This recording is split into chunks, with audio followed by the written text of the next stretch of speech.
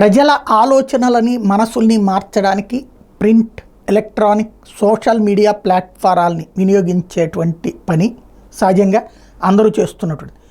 ఇప్పుడు ఈ స్టంట్లో కీలకమైనటువంటి పాత్ర విదేశాలకు సంబంధించినటువంటి వ్యవస్థలు. స్వదేశీ వ్యవస్థలు ఇదివరకు కాంగ్రెస్కి అనుకూలంగా ఉన్న వాటిని దారికి తెచ్చుకుని తమ దారికి తెచ్చుకుంది భారతీయ జనతా పార్టీ.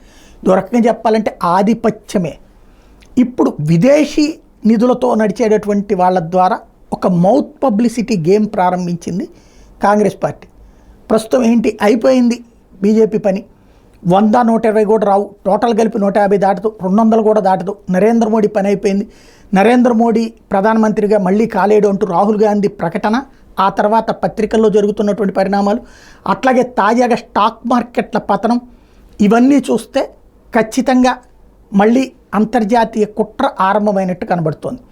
అదే సందర్భంలో ఇప్పుడు వరుసగా ఒక నేరేటివ్ క్రియేషన్, అంటే మొన్నటిదాకా బీజేపీకి అనుకూలంగా భయంతోనో భక్తితోనో ఉన్నటువంటి మీడియా ఇప్పుడు మళ్ళీ అటాకింగ్ మోడ్ ప్రారంభించడం, ఇవన్నీ చూస్తే పడిపోతున్నది, పతనమైపోతున్నది కాబట్టినే బీజేపీ పని అయిపోతుంది కాబట్టినే ఈ మీడియాలు కూడా కొంత టాన్ తీసుకుంటున్నాయి అన్నటువంటి ఒక టెంపో కూడా ఇక్కడ క్రియేట్ చేసి, అంటే టీవీ, జీ న్యూస్ లాంటిది మారిందంటే ఆ రూట్లోనే కనబడుతున్నది.